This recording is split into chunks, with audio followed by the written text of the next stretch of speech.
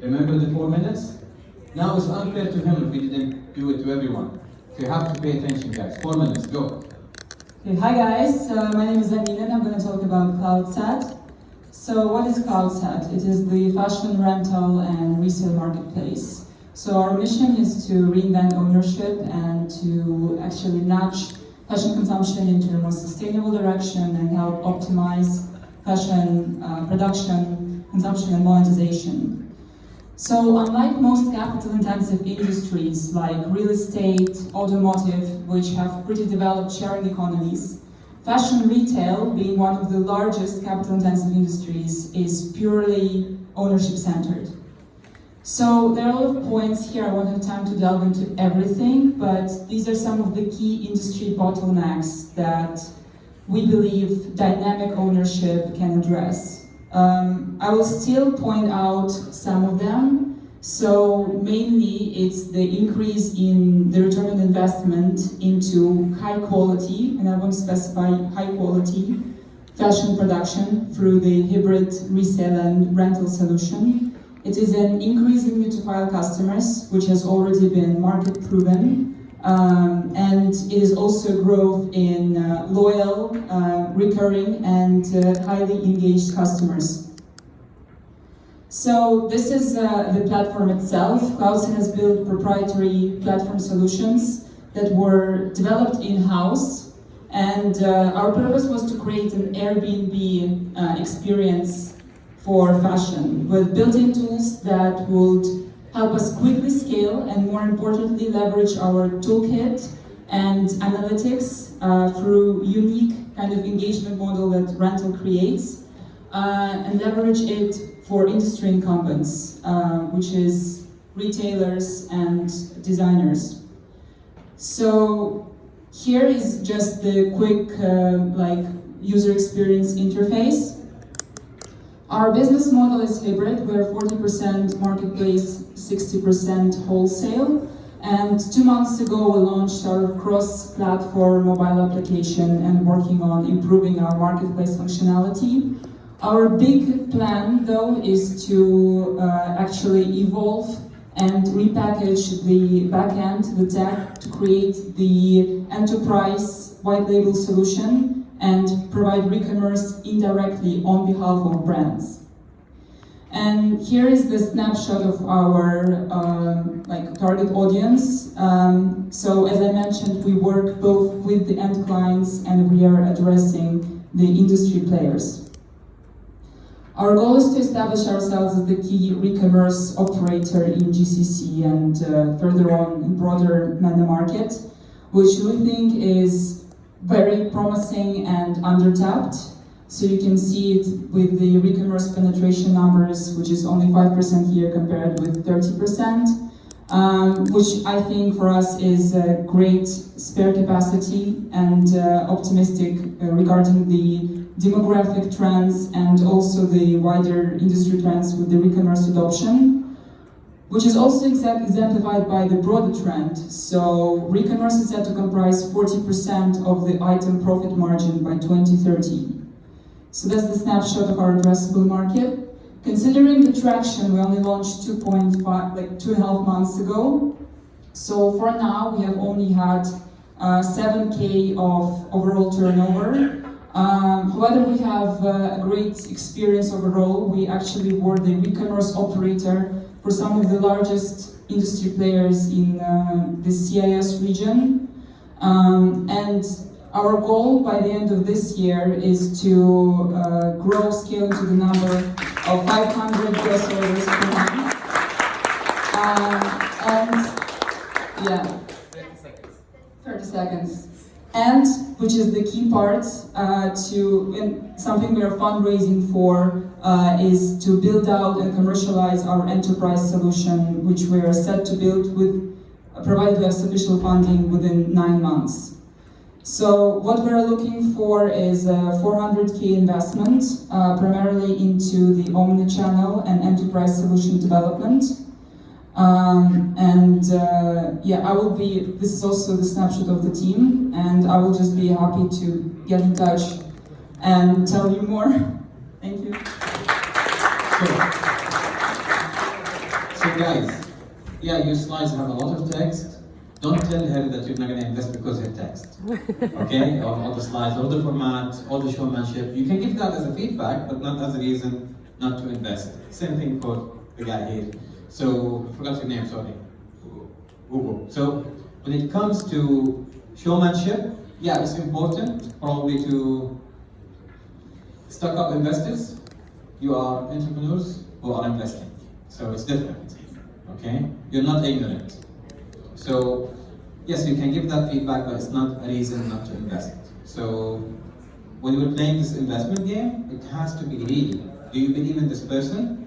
Do you believe you can actually give them your money and have a possibility of getting it back one day? That's the first thing. Second thing, this community has a huge wealth of failure and passion, which is amazing, by the way, because that's how experience is built. And we have some of the most brilliant people when it comes to e-commerce passion overlap, and some of them, after 2 failures on the third, did amazing. So I'm sure you will get a lot of people to discuss this with and maybe get even market insight. I'm going to take 3 questions. Especially if you are in her space, please, come on. Anybody else? I have a question. Let's go. Is it really good? Huh? I'm not in her space. No, but is it a really good one, you think? Yeah, it's missing from her slides. What is it? About competition, right? Competition It's a very slide is competitive missing. market. Okay, so we're going to take the questions. You can respond to the questions, then we'll do the same thing with who would invest and not. Keep it very short. I'm going to take the mic. I'm going to bite you. Yeah, thank you for your presentation. My question, like we are also in e-commerce, helping brands and retailers as well. Question is like in this space, already there's an exit called Luxury Closet. They are on Series C with $21 million investment, and that would be a highly competitive market in this region because the investors are from LV and all the other big brands, and this space is already taken care of in this city or in this country. But it's an interesting space, and there's a lot of intent to it. Yeah, so I'm also in this space. I also have a fashion marketplace. I actually worked for the leading competitor in New York, and I led them to their sale last year at 1.6 billion. The major thing that you didn't point out at all, which is huge in this region, is authentication. So as a resale marketplace, how can I trust buying goods from your website? This is Q&A. So this is the question. Yeah. Yeah, thank you very much for very valid feedback. So I'll address the market saturation and the competitive field. So back when we launched in Moscow a few years ago, we considered it to be our blue ocean, so we were the first entrant. We considered that to be a huge opportunity. Turned out to be a huge miss, because we invested massive money into customer acquisition, into warming up the market, informing about fashion rental and fashion subscriptions, because I'd like to point out we're not exactly a fashion resale platform. We are an ecosystem of alternative ownership models. So Luxury Closet doesn't have subscriptions, Luxury Closet doesn't have rentals. Luxury Closet doesn't operate as a marketplace for rental, which is what we do. And Luxury Closet is also not on the pathway to develop an enterprise solution, which is what we are working on, and we have an active roadmap in that direction. We actually find the fact that there are industry players a huge opportunity. It is not exactly a second mover advantage for us. There are Vagonista, there's Designer 24, which is a fashion rental operator here, which means that there is a target audience which is already informed and already willing to pay for such a service, which is one of the impetus and reasons we moved into this market. So regarding the authentication, we actually did a podcast last year, which was dedicated to authentication issues. So if you hear anyone that will tell you that there is an AI or like micro screening, nano screening solution for resale, for secondary, it is most likely not valid for 80% of the inventory overall. There is entropy that we're using in case we're reselling. We're not authenticating with professional tools when we're doing rentals, just because of the volume of transactions. Once we do the resale transaction and sale, we're using the nano visualization through entropy, which is not perfect. So we have our own authentication team that can identify, say, a Dior Ralph Siemens collection from 2004 and say how it's different from Ghesquiere collection of 2010. And to be fair, no matter how many times people tell you that there is an AI solution to that, it's not exactly valid. Yeah, I can clarify a bit more because after I saw the slides, I wasn't quite sure what you were doing, whether it was resale or rental or a bit of both. So you're focusing on rental, right? Yes. So Designer 24, I know the founders, it's not doing very well in terms of, but I think with the combination that you're trying to do, that might be a bit better. And I don't agree with the space being taken at all. I think there's huge potential. I think the space needs someone to come in and really, sit and fit in very well. So you have potential to grow in the market.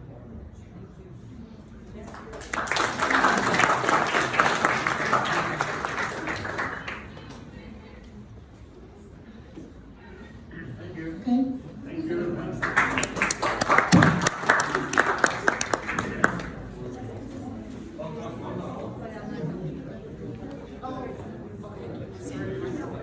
Hold on. I'm not gonna get off so that easy. You think it's that easy to get away? No, don't go away. We're not done. Okay. Now we're starting. By the way, where's your startup? So he's starting a micro-mobility startup. Yeah. Okay? Nadia's son is starting a micro-mobility startup. He's an industrial entrepreneur. He said that he has a prototype that he will deliver to us here on a Friday. I just wonder which Friday is that. Next week! Okay, if you can't bring the prototype, at least we need drawings. But no pictures. Patent pending. Okay. So, if somebody will invest in this out of your 100K, 10K, raise your hand. Who? No, we'll do hair starting first. We'll come to you. Will you bring the drawings or the prototype? We'll do. Huh? Oh, he wants to invest 10K. That's number one here. Come on, hands up. 1, 2, 3, 4, 5, 6, 7, 8, 9, 10, 11, 12, 13, 14. How much you raising? 400. Okay, that's 140 out of 400. Who wouldn't invest stand up and you know the drill? Come on, if you don't want to invest, stand up and come here. Stand up. Okay. No, not invest, yeah. Brave person. Come on. Aleksei, how are you? Well, it's his prerogative. Anyone else doesn't want to invest? You wouldn't invest in this passion business. You wouldn't. Based on principle, I wouldn't. He just came in, you know. Okay. So guys, you know the format. Go. I'm not sure you're providing the second life for used dress, right? Okay, cool. It mean maybe I understood wrong. For me, the main question for the investing is how people react on that stuff and how do they, because for me, if I'm talking, for example, they're wearing something given from my brother, I would like to know who exactly wear it. Because this is the sanitarity, this is something, so many questions. That's why better I will give more money for buy something really little bit high expensive rather than this. But sometimes I would like to take that close if there is, I'm doing influence marketing from some influencer, from one star, people get crazy for it. Think about it, because this is the main question for me, invest or not. If you can combine this kind of people, stars, celebrities who really want to take it, I would like to test that model. If not, I would like to keep away. So similar reason, not a fan of used clothing, but then also there would be a lot of things to be figured out, like what would be the average order value, or what kind of rental would you get out of, let's say you are renting a 500 dirham shirt. So what kind of rent would you be making, and what would be the cost you would be incurring for all that? So a lot would have to be figured out in the business model as well. I actually have nothing to add to this guy. I'm not professional in this industry, but like I said, I already made a few startups, and for me it was just not enough to highlight what is the numbers. Because I'm like an investor, I want to invest and to get return. I didn't understand where I get return here. Well, so some numbers will be more accurate. Was it about the not investing or investing? I just, you know,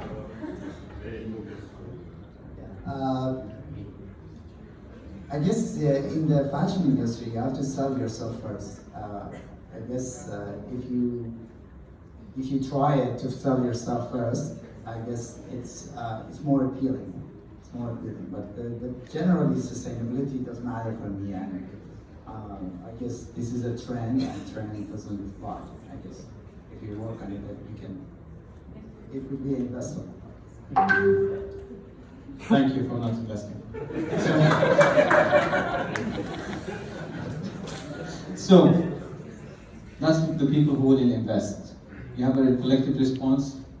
Go. Absolutely valid points mentioned here, especially on the lack of actual metrics, order values, customer acquisition costs, and all of that. We actually have the data, so I'd be really happy to follow up with more details.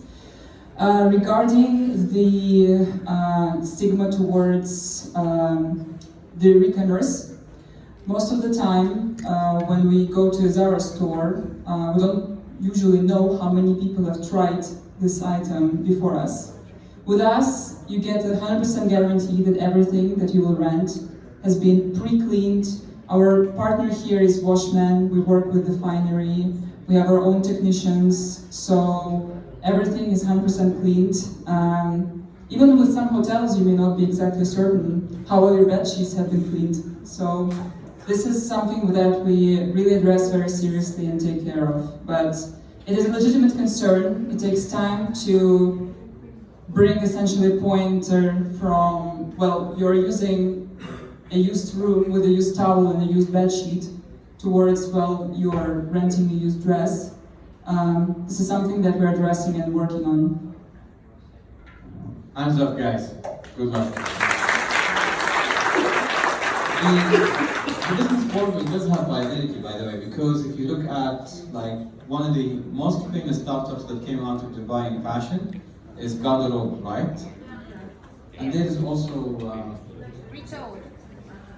pre-loved whatever luxury closet, yeah, and like there are level has, yeah. There's brand for less as well. It's really something in that sense where it gets its products from US and then sells it in UAE. I mean, the market is valid, so good luck. Thanks. So, you only play tennis. Do you play paddle? Okay. And golf. Not top golf, golf. Yeah, not top golf, guys. So, there is actually a group in the community for paddle. You know about it, right, guys? Yeah, you know about it? Okay. So you play next time, huh? So we actually play a lot of paddle here, a lot. We have a group, yes. We have actually like 2 groups for paddle, I think, because one of them exceeded 1,000 members already. And if you have a Playtomic user, I think we can remove the paddle group there. But we play a lot. It's especially in the weekends, but also during the week. I have an elbow injury, he has a knee injury, so yeah, I mean, we play a lot. I mean, sometimes Sunday we play 8 hours continuous. So, yes, so we're not bad. Yeah, we're not bad. I only have 4 rackets, so come on, let's play. Before we start with Kamran, I'll just say very quickly for those who joined just now, the demo day, ask anybody around you about the details, and now you have 4 minutes. I see 5 on the clock, it's 4.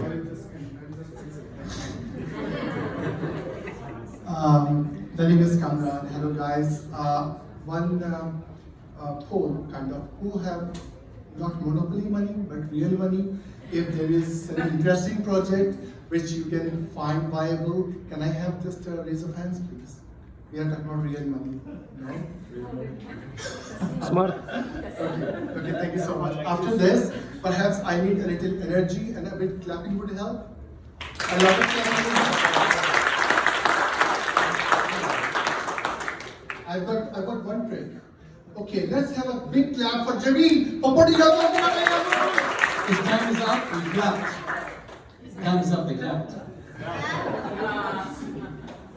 Okay, now let me fix the clock first, and luckily I brought the clock myself, so I don't need this beautiful lady there to time us up.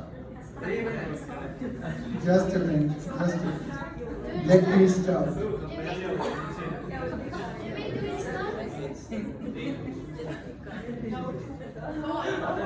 Go up where it says duration. Just go with it. Second choice. Okay, I'll go with it just like that and finish in the 4 seconds, right? So we have clock running now. Okay, I have no words in my presentation so that you can focus on me. I heard one wise person say, if you really want to make an impact and earn a lot of money, you have to have a disruptive model, which means actually you do something new. What happened was, he said, the Mughals, the Ottomans,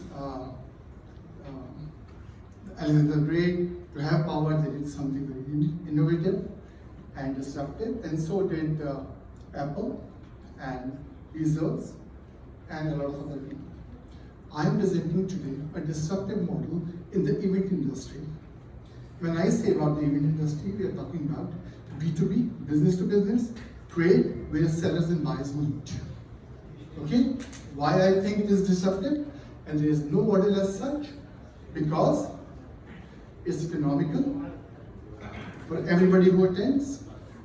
It is efficient, which means for less money, for every $100 you invest, you get $700 to $800. Normal model in this industry is for every 100 you get 300. This is double. So this is efficient. Okay? This is risky, less risky, not at all risky, 95% of confidence, because I have been doing this work for the last 2.5 decades, and I have perfected this model for 200 times. Okay?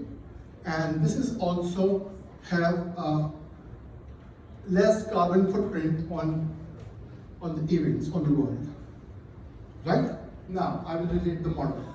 The model is, you do events and you do distributed events. For example, what event I am doing, my first event, I have done 200, but my first innovative and disruptive event, I am doing one event called Indus CIO Summit, which is getting together all the CIOs and IT heads together in 4 countries of the world simultaneously in 1 week. Which means I have a Indus CIO Summit happening in LA, in London, in Dubai, and in Karachi. I have done this event for the last 10 years in Karachi, so I know what I'm talking about. Right? My model is very good in terms of cost, because my cost is so low, because I am working with the lowest cost that is possible, that is manpower in Pakistan. $200 or $300 per month, per person. So this is what I am doing right now, and my first model, my first event is being launched on the week of April 29 this year. and everything is working and I'm doing that. Right? Why I'm here is because what I want from all of you is, first of all, any kind of support, advice. I need partners and investors. Partners who can help me do all this. I cannot do this alone. But if you partner with me, I have money to share. Okay? The last thing and the most important thing that I want is roast me. Hit hard on me. Just like they say in the comic books. Come on, show me what you've got. Thank you so much. Anybody who is interested, I've got complete details of exactly how this is $100 spent and $700 to $800 profit. Yeah, 4 minutes. Good done. So guys, questions for the gentleman here. Questions, not feedback, questions. Feedback, you can put it in the way you don't want to invest. Question, okay, come out with questions. Come on, Mark. No, come here. Yeah, that's how we do it. Come on, please. Hey, come on out. Come on. Anybody else? Okay. Ask your question, answer, ask question, answer. Very quick, because I'm an events and conference person. If you're doing it for 2 decades, as you said, you're doing it for decades, 2 decades. I've been doing it for 2.5 decades. Yeah, why only pitch now, and how has it been successful or unsuccessful in the past 2 decades? Okay, I have just moved to Dubai. This is my first event in Dubai on April 29th. I've been doing the event, I've been into event management, B2B, trade, and getting to acquiring sellers in Pakistan for the last 2.5 decades. I've been 200 events. The biggest event in Pakistan is the IBS, the Pakistan Defense Show. I've been the project director for that. I've done this Pakistan CIO Summit for 10 years. And I've done events in agriculture, in textile, in investment, and everything. We have been doing this because I already have my business for 2.5 years, 2.5 decades. Now I'm pitching for it or coming in Dubai because of course I'm expanding globally. And it is very much scalable. I can do it in 4 countries this year. If it is successful, I've got a sales summit in June, which can be in 8 countries. I've got a cuteness summit in July, cuteness summit. Seriously, cuteness summit.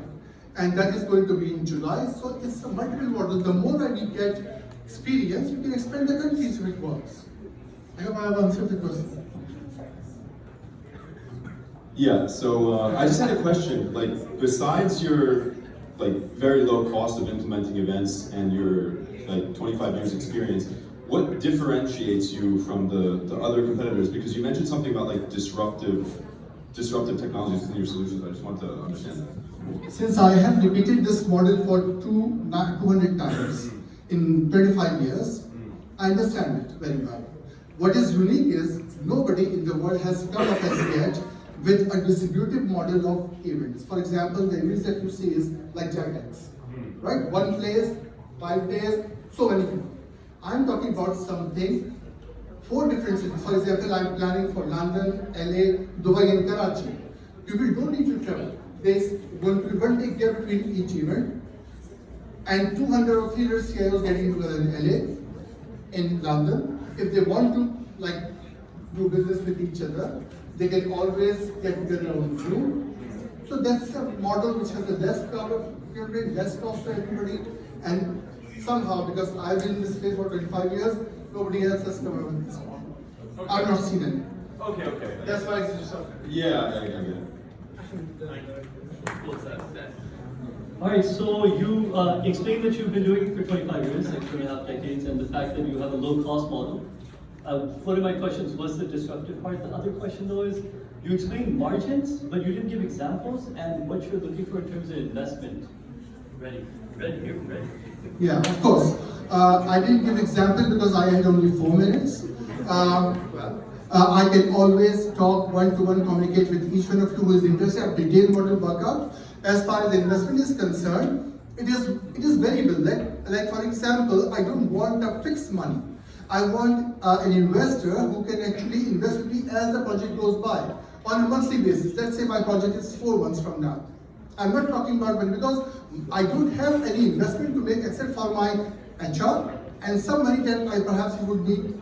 I would need to pay to the hotel or the venue. That's it. And some of the marketing. So there is not a fixed model, but if there is a maximum cap, I work around $50,000 to $60,000. That's the maximum cap. Have I answered your question, sir? Have I answered your question, sir? Yeah. You have it. It's getting more and more clear. So thank you. I mean, vendor negotiations will help a bit of an investment, I guess, but let's see who would invest. Raise your hand. If you'd invest. Oh, that's a heartbreak. One. $10,000, one person. Anybody else? Two. Get 20,000. You're making it rain today, huh? No. Should I ask who want to invest? Okay, who want to invest? Raise your hand. I'm not gonna let you stand up. Okay, if you feel very strongly about not investing, come out here.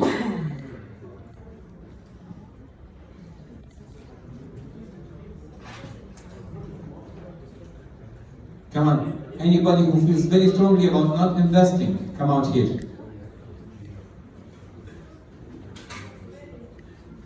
Okay. Okay. Shoot away. Okay, everything was great, but what I didn't understand was, okay, you're an event management you do events, but I didn't understand what your product was. I was just lost. So, okay, you do events, you do them at really cheap rates, but what type of uniqueness or competitive advantage do you have compared to the market? I don't get anything.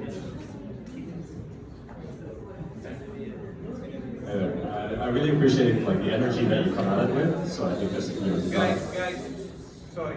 But I think for me to invest, I really want to understand the business model. Like, how do you make money? I think you talked about low costs, but not your growth rate. How does the investment help you grow faster? And kind of the scale of the business that you're looking towards. I think there's also a concern for me about competition. Because if it is just a simple model change, do it this way instead of that way, events are not a very defensible business. First of all, for me, it was not obvious what is the business entirely. And when you said that you pay very little to people in another country, it's a bit hurt. And I understand that, okay, it looks like there is no big professionals with a very, very huge vision, or even if they are, they use saving money on people. So. Okay, so your response collectively to these guys, and then. Well, first of all, I gave the example of CIO Summit when I'm doing sales at the Hemp. I don't know why it was not understood. I'm really lost on this, why it was not understood. For the third question, when she said, yeah, I'm making money out of paying less money to people, it's not. That's the going rate there. In many countries, Pakistan is one of the countries where you get the cheapest labor. It's not that you are paying them less than the market, but paying them well enough. But of course, they don't compete with the US or the UAE market. So it's not that we are making them pay nothing for that on these services. The third question was, of course, very valid. Who was the gentleman? Yeah, of course, he asked for the detailed model.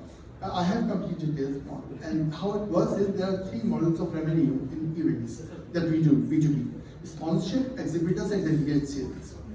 There are standard rates for example, in UAE, perhaps one CIO to attend an event, an executive level event, would roughly pay 1,500 dirhams, his company bill. Right, so you can multiply that. Exhibitors and sponsors, they usually pay, exhibitors pay usually for an exhibition around $2,700 for one booth, and the sponsors pay usually $10,000 to $20,000. So everything is cut off. As far as the cost is concerned, our total cost for the 6 months of the project is the HR and marketing. HR because we need lead generation services who actually contact these guys and make sales, and they pay through the website. So that's why it's a low cost product. There is no other cost except paying to the hotel. Yes, there is cost afterwards in the last part. which is when you pay the vendors for the stage and chairs and everything. So, but that is when all the money has already come, at least from the delegates. The sponsors pay late, but the delegates pay. So that money is usually done when we take the show. Answer your question? Hans. Thank you, man. So, before we start with, look, it looks like. One more thing to say about the event management, though, but you might. Okay, come out. You're not an exception. I'm sorry. Come on, here, man. Everybody had to come out. Come on, man. Come. Let people see you, man. Come. Don't be shy. By the way, you know, I recognize the sleeve. It's ملوخية. You know ملوخية? Who doesn't know ملوخية? Raise your hand. He doesn't know? If you don't know, you don't know? Okay, if you don't know. It's called in English, it's called mellow leaves because it makes you mellow. One more thing is how are you mitigating the risk here? That's the whole problems with events here. You're going to be the one who handles it. Because I thought that running like esports events, and I looked into it. And one of the things is, if for example the venue falls, if sponsorship falls, it's a huge dip in these are costs that you gotta handle. How do you? So the question is, how do I mitigate risk, right? Yeah. Okay, the financial risk we are talking about. First of all, the financial, because I've done this for 200 times in 25 years. So what happens is, the money that you pay get to the delegates. For example, you get around 200 people, right? Usually minimum. You start at 300, but minimum. But question, you've done it in one country, though, right? I've done it in more than one country. More than one country. Yes. Because I've been doing in several. Okay, so it happens everywhere because it's the same model with every industry. TEDx is the same model. So what happens is that delegates or the visitors, they pay. That money is collected in bonds. That money is enough in order to do at least make sure that the costs are covered. There's sponsorship and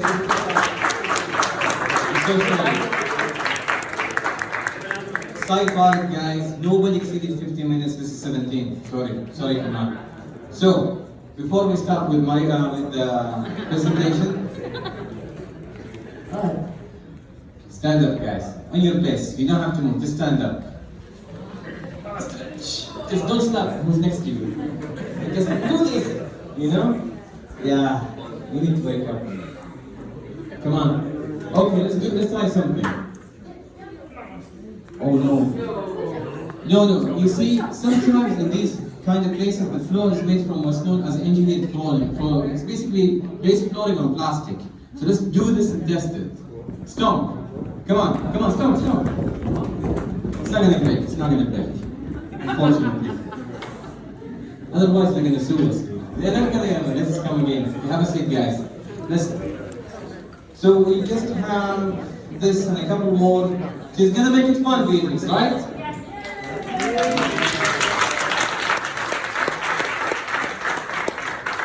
This is a groovy presentation, I heard. Groovy? Oh, here you go. Thank you.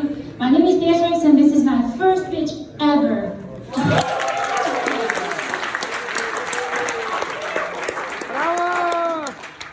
I'm introducing you to my passion project, so I really love this, and I'm gonna tell you why. So I have an amazing helper, I have to say, Malik. So thank you once again. This is Hemp People for me is the story of courage. The courage to go out and take ownership of promoting something is confidence, knowledge, in a reliable way that has been living in the shadows for 6,000 years. I'm talking about a plant, the good brother, called industrial hemp, living in the shadow of a bad brother called cannabis sativa used as a medical drug for 6,000 years. And I'm introducing it to you now because now is the time when we are entering energy crisis, when we need to save money, when we are wanting to save resources like oil and water and many others, and I will bring you more details on it. as well. Malik? So a couple of things about UAE, a couple of data, as recent as I could find, on the internet, about the waste. Oh, wait, that's too quick. So, yeah, about the waste, you might already know, but you might not know that this is actually 2.5 kilos per capita, and this 2022, yeah? We increased the number, we also have more garbage, so you can imagine 15% for the inhaling problems because of the indoor air quality, this space included, and many others as well. And also the anxiety, depression, the growing number of it after Corona, I don't have to explain it any further. 5,000 tons of construction waste in Dubai, and that's not yearly, it's daily. So just imagine, and where does it go? It goes to the landfill. This is the construction waste, and we have lots of new buildings, lots of new developments coming up.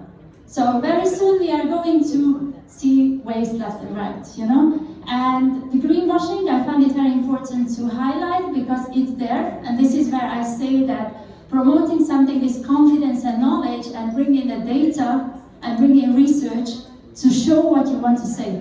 Because many of the greenwashing people, they don't do this. So this is something very different. And to know that SMEs, I find it very important to say, and you will see why I'm saying it, that 63.5% of the non-oil GDP is attributed to SMEs. So this is a country really for, oh, 1 minute. Alrighty. So anyhow, it has a huge potential, as you see. I'm happy to share all the reference links. It's not here. So let's go, Malik. Let's do it. So why industrial hemp? We are going to go quick in this year. It grows on rainwater only. And then rich in fiber, half the soil, grows 4 or 5 meters tall, 3 harvests per year, which is amazing. And you can see how tall it is. Each part of the plant we are using, so no garbage, 0 waste. And it heals the soil it's growing in, and can be used in 2,500 different ways. And the number can grow, because we have technology. Emerging market globally, so it's high return on investment. Let's go. So multiple benefits summarized, and Malik. So industrial hemp USPs. All the USPs, you see it here. If not, go to the website, you will see it again. What is the investment opportunity? Okay, highlights. You will not see numbers because anybody interested and want to, I have an offer for you. But I need to know what you are interested in and what you want to put in. So just highlight, hemp fabric. Sustainable fabric, not available in the UAE. Oh my God. 10 seconds. 30 seconds. Okay, so just hemp fabric, look at the options. Malik. Oh, hemp paper. Malik. Hemp oil. Yes, and this is our investment. We invested $500,000, dirhams to have the showroom, and also in upscaling the suppliers outside the UAE because it's an emerging market. So we need to make sure the supply chain is strong. Next step, it's up to you, Malik. Your investment, your choice, our future. Thank you.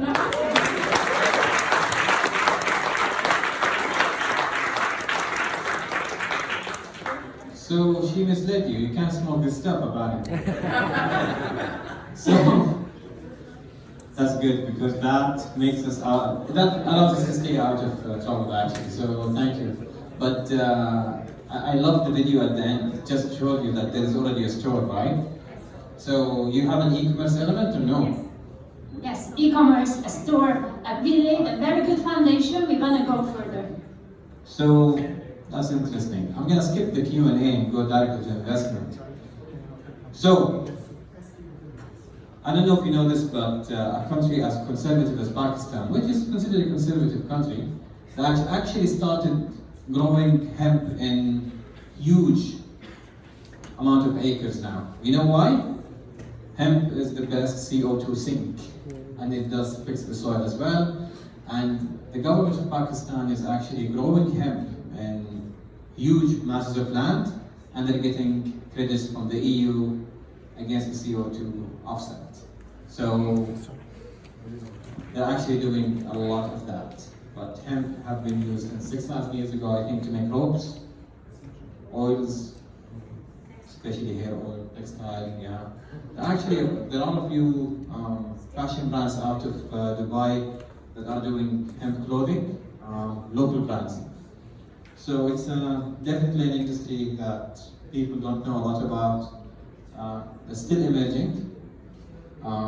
Hemp also has been used to make filters, both air and water filters recently, but also it does purify water as well, because it helps the groundwater to stay, not become acidic basically. So, if you will invest in this, raise your hand up. Let's count.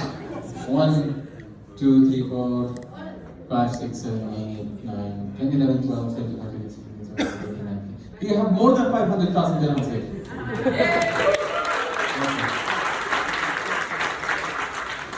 So if you want to invest, raise your hand up. Actually, stand up if you don't want to invest. Stand up and come out here. No? I want to invest. No. If you don't want to invest. If you don't want, you can't smoke this stuff, you know, right? Okay. Come on, if you don't want to invest, please come out here. Come on.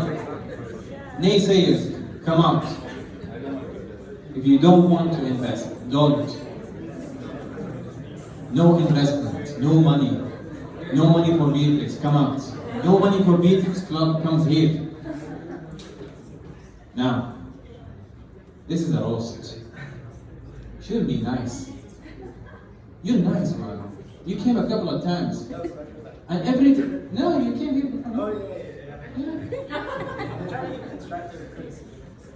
Yeah, but like, you have to try to help their feelings. No, I'm joking. Okay, you go. Thank you. Incredible presentation. Thank you very much. Well prepared, probably the best presentation, the best deck out of all that we've seen today. Very well put, very well structured, incredible icons, everything. I mean, super. And you even managed to do it in time when you still have 1 minute left. So kudos to you. Congrats. Great job. I also love him. I love the plant. I love various aspects of that comes with it. Hardly get bad about it, but it looks cool. Your product looks cool, looks very promising. The fact that you already have something to show is incredible support, and that's why you saw so many hits, because you already invested so much time and effort into it, no doubt. But so everything is wonderful, but still I don't understand what I am investing in. So he wouldn't invest because it's not clear what is he investing in. You. I don't see what's the subject of investment. So I'm also with you. I didn't understand that. So can you just answer very quickly? Are you looking to grow hemp in the UAE? Yes or no? I need the mic.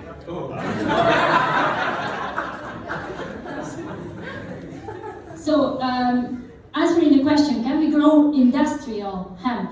Not cannabis, eh? Industrial hemp in the UAE. We can. Is it cost effective? No. You want to know why? I need extra time.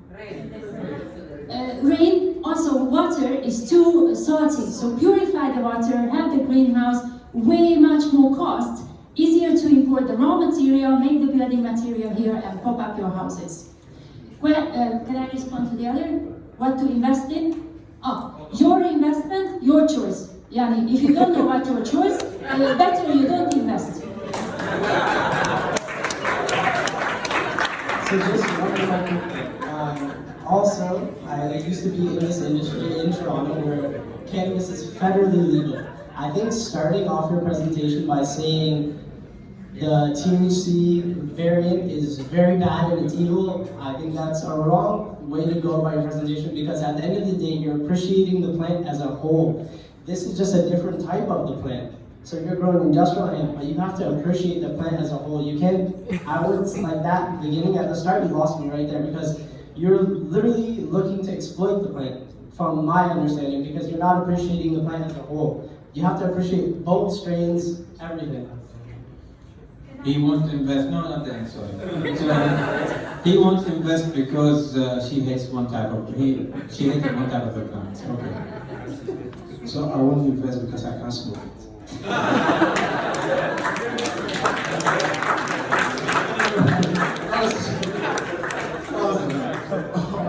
So I feel, I get the sense that your presentation is very rich. I'm actually very interested in it. That's why I actually picked up and said, so that I can get to talk to you. And the reason is because the time was rushed. So because the time was rushed, a lot of details were left out. So I think those details, are pretty much important. I encourage any person that is interested in what she's doing, get in touch with her, because I feel there's a lot of details in what she's doing that you cannot need to get to sit down with her to understand the business, to now understand where to invest. Because you mentioned that for the investment, the person needs to come to you so that you can understand their need, right? So if coming to understand your need, so it's not a broad open investment. So it's important to maybe sit down with you, understand those details, to now understand, okay, where is it going? But if you could put up some kind of an open investment offer, I think that will allow people to start wrapping their head around something, giving them as a point of contact to now engage with you, instead of leaving it too open, and now saying, okay, just come in whenever you're engaged.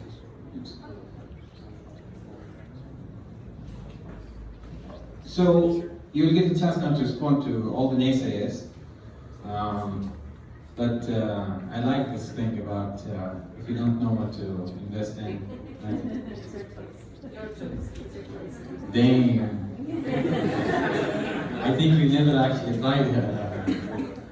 Okay, nothing. So we'll just a disclaimer. Yeah, it's illegal here, and this is legal one. The legal one. Yeah. This good, other bad. Finish. Okay. So we're here just on the proponent of the good side of things only. Until the other things that are bad are not bad, then it's fine. But now they're bad. So always observe the laws of where you are and yeah. So the thing about the people who said they didn't want to invest, they gave her feedback collectively. She responded to half. Now the other half could be. Okay. I just want to say that it's not bad, but Canada did it. They pushed the cannabis industry. It ruined the industry of hemp, and it wasn't successful. It's useless. You want to make money, you go industrial hemp. The smokers are not a long-term audience. So industrial hemp is the profitable solution. Yeah, and Jamil is right, and go for the good, not for the planet, for you, but also what's profitable. And this is the solution. And for somebody who said about the plants, please make sure you Google it to understand that it's one plant family and two different plants with two different genomes before you comment or after you comment. Yeah? Thank you. Thank you. Who's next? Yeah, please come on, plug in. So while he's plugging in, while they're plugging in, very quickly. Okay, it's coming on now. So while these guys are plugged in, I repeat the demo day thing again for those who joined a little late. And by the way, do you know we have a yoga thing happening now in a bit? You know about that? What? They're laughing at them. They know themselves. Yeah. Actually, I met Mark. He's Mark there. So he's gonna show you a demo of his product. They have this cool thing. So they went to Bali where there isn't a lot of industrial hemp. And they put these cameras with LiDAR and stuff on people who are so chill doing yoga there on the beach, and they filmed them, and they actually converted into a digital avatar and stuff like that, and they're changing basically the way, not just yoga I think, but even other stuff, am I right? Yeah, I mean I would say, disrupting video on demand instructional content, because you Yes. can interact with the avatars, integrate them with the AI, and they're so realistic you can't barely tell the difference between a real person and an avatar. Just imagine, Lululemon would actually pay so much money to put their virtual wear on that virtual instructor, right? We clothing from Aloe designed on the avatars. We can easily switch clothing. So, he's gonna show a demo in a bit. It's not a pitch, so it's gonna be interesting. And guys, here, Arabiyyat tea. My Arabic it means. So, guys, you will have exactly 2 minutes only tonight for you. No, I'm sure, I'm joking. 4 minutes again. So, starting now. Thank you, good evening everyone. I wanted to be the one doing the pitch, but lucky for us, the one who founded Arabiyyat came herself, so Lydia, the one who founded Arabiyyat.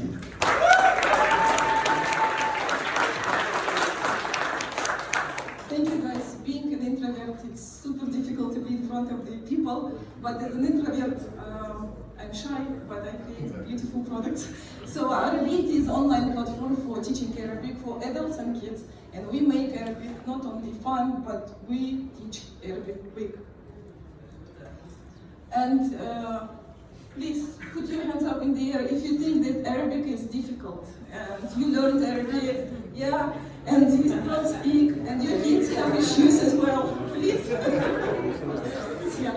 So we solve this issue with our methodology. Basically, Arabic is difficult if you want to read literature, if you want to dig deep into Quran, for example. But if you want to speak, it's pretty beautiful, logical, and easy language. So we created methodology when you speak from the first lesson. You can introduce yourself, your family, you can count to 99, and you can talk about your age, how old you are, how old you are living here, and in 1 hour. Yeah. You can read and write in 3 hours. So if you want to try, join our platform. So now we have teachers, and we teach Arabs how to teach Arabic as a foreign language, and it all started from me. I was passionate about Arabic. I started teaching Arabic, and I saw the gap between what I teach and I want my students to speak and what they cannot, because I teach the same method I was taught. Basically, it's all academic, it's very long, you will learn a lot of letters, a lot of grammar, and a lot of vocabulary about oil and gas and Middle East, and you cannot speak with normal people. So what we do, we give people essence of Arabic, the logic of Arabic, and practical vocabulary that you can take and speak right away. And we have a beautiful team. Only one Arab who speaks Arabic native. And we have beautiful co-founders who are 30 plus experience in everything here. 1 minute. And so far we have one-to-one lessons and group lessons, but we want to build a lot of products to cover a lot of market. So basically we have a huge opportunity for market, even in the UAE. And also what we are proud of is the retention rate. All of our students, 9 of 10, stick with us and they complete all the levels. And kids, they stick for years, so they will succeed in examination and everything. And this is our market, please. Look, a lot of potential. Please invest in us. If you don't want to invest, come and learn Arabic.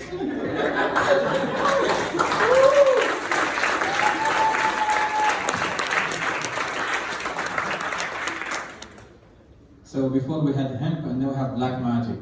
Arabic is very difficult, and I say that as somebody who learned when I was 11 years old, by the way. So I'm Saudi, but I didn't speak Arabic immediately, and I learned when I was 11 because I grew up in Houston. So it was damn difficult, and I had to actually start studying the formal Arabic. I had problem in male-female grammar, But then I had a teacher who told me Arabic is algebra. Grammar is algebra, right? So you solve for an equation actually. So every sentence is an equation. And actually, that is how I understood Arabic and became bad at math. but honestly, I mean, this is such a great market. It is a great market. I mean, Arabic is such a cryptic language. I mean, it's funny. I don't know if you know this, but even the word for zero is sifr, right? Or ciphering in English. That actually is, it comes from Arabic language. Algebra, the full stop. Alcohol. Yeah, alcohol, yeah. I mean, even the full stop at the end of the sentence, because that actually is the zero in Arabic. The full stop is actually a zero in Arabic. So it goes into English and other languages and Latin languages as a full stop, but it actually means zero. That thing is a zero actually. So it's just mind-blowing. If you learn some Arabic poetry, that one verse of like 6 words would translate into 2 A4 pages in English. It's so important. Yet, I think it's done. But anyways, yeah, but I'm sorry. That's just my personal opinion. Man, I have 2 kids. They speak English, man. I'm not talking about facts. But anyways, I think it's actually a lot of people want to learn Arabic more than ever. So there is a changing trend probably in the market. A lot of people are moving to this part of the world. But we'll see which one will prevail. So I'm just saying this objectively, honestly. I mean, come on. I actually, so for literature, I actually, it's beautiful. For engineering, Arabic is but anyways, it's like Spanish. It's very good for cussing and very good for emotional stuff. Yeah. Romantic stuff. Yeah, Ayuni, you are the moon, you know, all this stuff, you know. If you would invest in this, raise your hand up. Come on, up.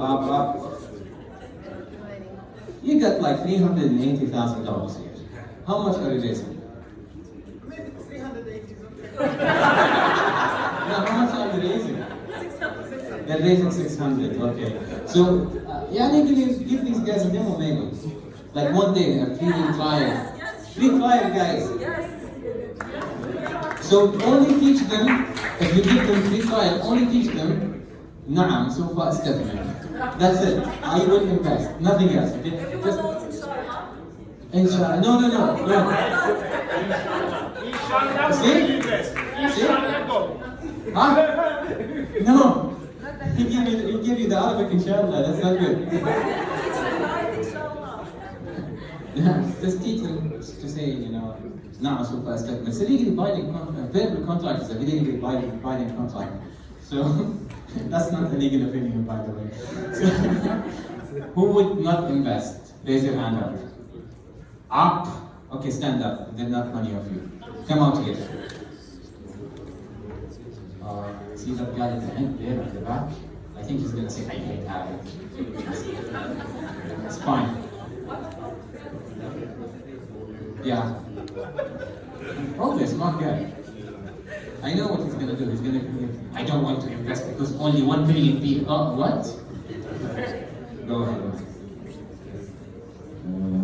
By the way, thank you for your presentation and for your teaching. It's amazing that you're Russian, going to teach people in Arabic. You for this country, your co-founder do not teaching, even you're the person on Arabic, and there isn't even Armenians there. Man, it may be a super project, but what I see in the world, in a world perspective, I'm talking from tech. Big companies like Google, right now we see huge artificial intelligence. They're doing, even I have one good friend here, he's doing translation, just on air immediately, and he costs zero. It means that where to invest and for what? Maybe for fun, as you said, maybe for explanation or something, maybe for the culture or something else, it's good. But for the money, I don't think so. Sorry.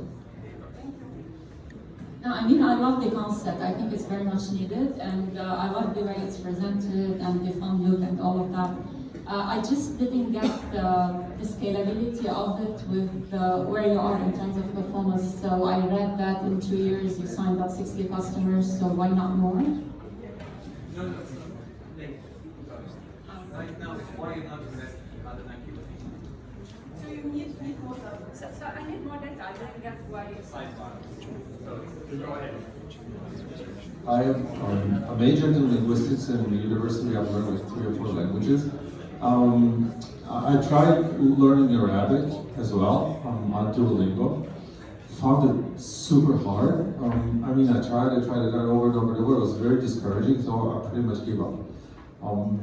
You did not convince me how your method is better than others or how it is more efficient than others. I don't see any reason why. As someone who has a 30-day streak at Duolingo, I second his thought that I'm not convinced like what makes your solution better than like the incumbents. And I think what makes Duolingo, it sets Duolingo apart from the others is like its UX. And I didn't see any like the UX of your product or like how the product is designed that can convince me as well as other users to use this product versus like incumbents like Duolingo. That's my opinion. Thank you for the presentation. As well, I can just add to that. I didn't see like the secret sauce, like how can you make this incredibly hard language? I mean, even there was step 1, 2, 3, 4, but even step 0 is the letters. I mean, it starts with like what like this. So that's like I was not convinced to see like how do you solve this. And the second thing is learning and like writing, reading, everything is one thing, but speaking it is like a whole different area where you don't just need teachers to go to school once a week. You need to talk to someone every day who wants to talk to you for whatever reason. I think creating an environment where you get people to tolerate someone who makes the same fucking mistakes all the fucking time in a way, okay, is paid. Like, I was just missing the reality of this because I was learning Swedish, for example, and German, and English. Like, it's kind of like easy to learn, but the fact of, okay, I know all the theory, but speaking it was 10 times as hard as every grammar I could even imagine. And those are the 2 things I was just missing to understand that, okay, what makes you succeed in this. Thank you so much. Amazing presentation. But my only concern as a seasoned investor, I have a lot of money to invest. I did not see that presentation, did not have the perception that catered to me. So like, what's the actual business model? Why is it attractive, the opportunity? How are you gonna make money? How am I gonna make money at the end? So, yeah. It was a really nice presentation. I love the idea. Actually, initially I was interested in investing in it, but then I changed my mind for one specific point. Was, okay, this is just one language. Just let's say, how about if you want to increase your business portfolio? Maybe you can add other languages. Maybe the co-founders are from different nationalities. You can add those languages or languages which are almost on the verge of extinction or dying out. Maybe you could add those as well. That'll be a beneficial point. This is what I think you could expand. Okay, thank you guys. Have a seat. She asked a question, so we're gonna answer her question and then you can respond to everyone collectively. And I have a question. I have actually a question. Is it only English to Arabic, or is it like how many languages to Arabic allocation? For now we have 2 languages, English and Russian, teaching Arabic. Also plans are for Spanish language, teaching Arabic. And regarding other languages, we don't want to add other languages, but what we want to do is other dialects. So Arabiyeti means my Arabic. We want to add Imaratiyeti, my Emirati Arabic, Musriyeti, my Egyptian Arabic, and etc. So it will be different dialects. Also, yes, very point that we didn't show the methodology. It's quite difficult in 4 minutes, but we will try next time. We will do it better. Regarding the numbers, yes, again, next time we will have more numbers for investors, so you will see how we can grow and our beautiful model with less investment, we can get more money. So thank you so much. Yeah. Who's next? Who's next? Maha, come on, plug in. And then you're next, right? Yeah, no, so then you're next, then Mark, and then we're done. Mark is gonna be more of a demo rather than a pitch. So we have half an hour to go, guys. So, all about Arabic. That's actually, who hits that thing in bilingual? It goes, Al-Ustad. You know, I hate that. I really do. I have 4 minutes. Good luck. So 4 minutes. I was trying to reorganize the slides to finish in 4 minutes. So Telina is mainly an AI recruiter. So who is recruiting in this room? Anyone recruiting? Just one person recruiting? Why? Nobody recruits? So you haven't gone through recruitment in your life, so you didn't hire people? Nobody's hiring? Okay, anyway. So I've been through my career. I worked in big pharma, and then I moved to startups. My biggest pain was always finding the right talents and screening through all the applicants that applied. So what Telina does is mainly, it's an AI recruiter. So think of a very smart, hardworking recruiter who works 24/7 and who's able to screen all the candidates who apply. So every time you go to LinkedIn and you have the apply button, once you click on the apply, they come to Telina and Telina would screen them. If you go to LinkedIn and you go to big companies, you would find for each application that is promoted or for each job post, you would find like 1,000 applicants or 500 applicants. So what Telina is doing is, in exactly 5 minutes, it would screen all those applicants using AI. So I would need to scroll through those. So Telina is a very agile AI recruiter, and within the HR industry, it's specialized in screening and screening only. So you don't need, as a company, to change any HR systems. All what you need to do is mainly plug Telina and it will screen everyone for you. The way it screens is mainly through 3 different steps. So it first takes the resume of a person or the profile of the person and understands the history by analyzing the resume. Then there is a video interview. During this video interview, Telina would look at the passion, attitude, soft skills. It would understand if that person is a real fit for the job or not just by looking at a profile or a resume. So a person is way more than a profile or a resume or keywords. So it looks at everything a person is through the video interview. Now, all the candidates that passed through the past and the present and understanding the screening would go into the 3rd level, which is mainly the psychometric analysis, which will tell you about the future of that person and how that person can adapt to this job and the career progression of that person. So, all right. So with all of that being said, I will skip some of the slides about the benefits. So it's very fast, fair, accurate. The quality of the hires would improve significantly. The productivity of the talent acquisition team would improve significantly. The market is huge. It's around $200 billion.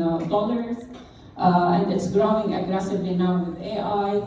I wouldn't go through the competitive analysis a lot, but because I have 30 seconds. So I'll go through the numbers. So the product is very scalable.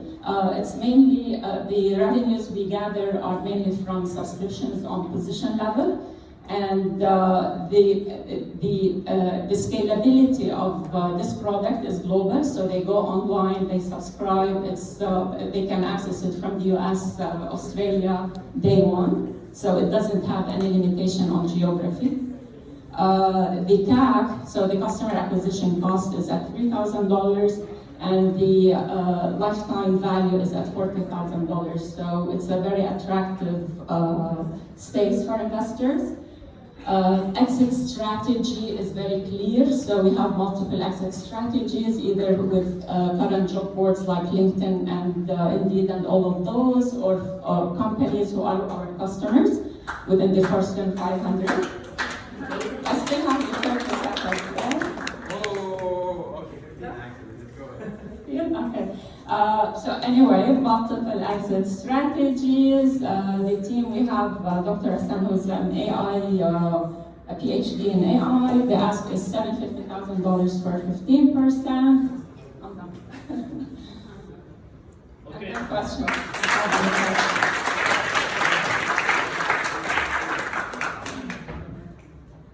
What did you call it, Taliana? Telina is talent instant assessment.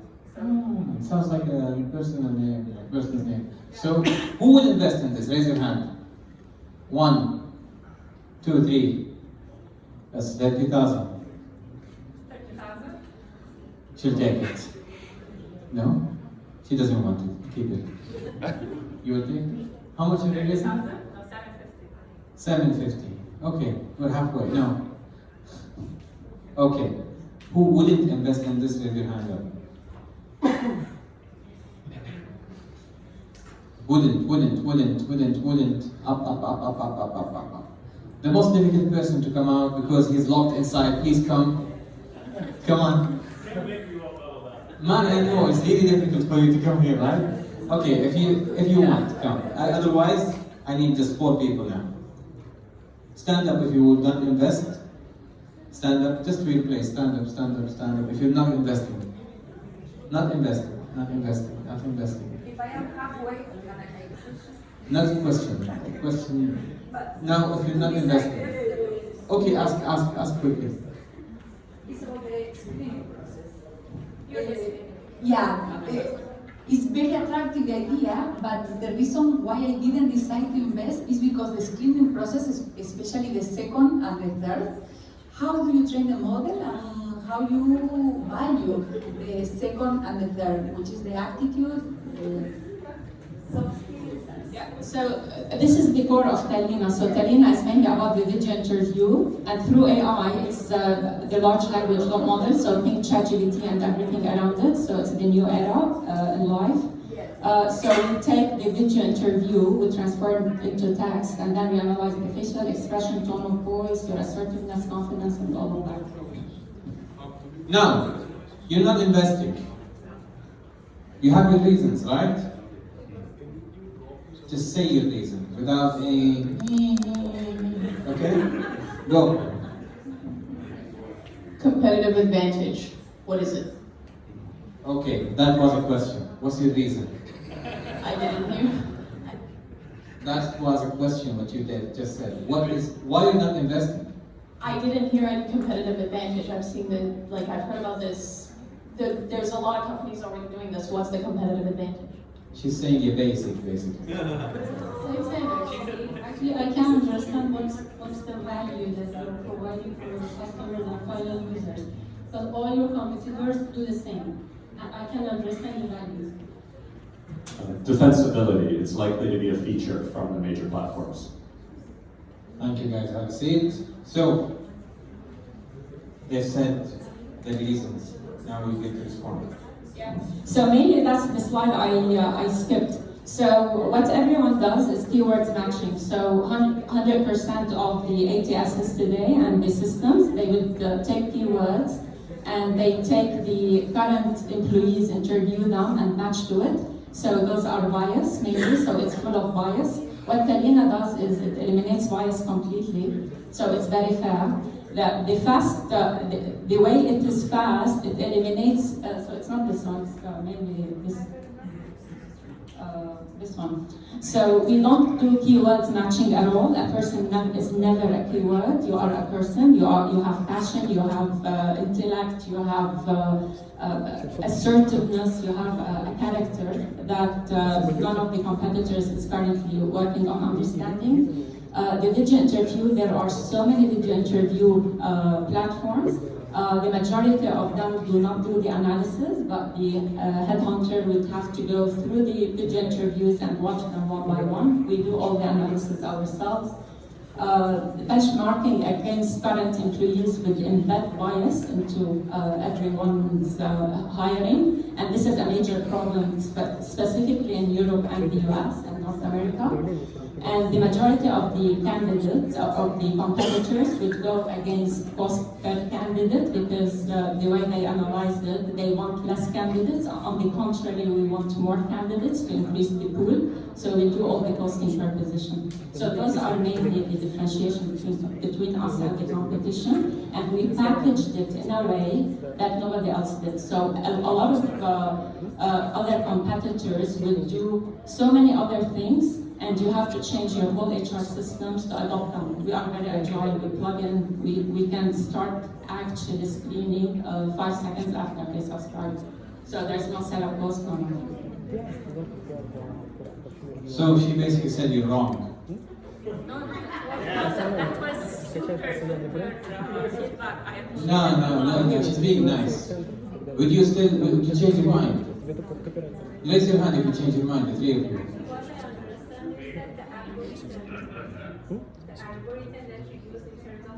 It's written in, with Arabic.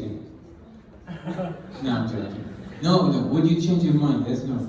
She needs to understand that. That's what she said. Sidebar thing, guys. Okay. Hands up to Karina. So, what they plug in there, very quickly. So, 1 year of the community has passed, okay? 1 year exactly. Who can guess how much money was invested through angels and just 2 or 3 VCs that come here every week into the startups that come here and pitch? Who can guess a number? During this 1 year? In 1 year, yes. 2 million. $2 million. Okay. Zero. Okay. 200. 200. 10 million. Huh? $5 million. Okay. $50 million. 200 million. $200 million. Can I get 200? Okay. So, without saying how much, if you raised in this community, clap. Okay. So the number is $98 million.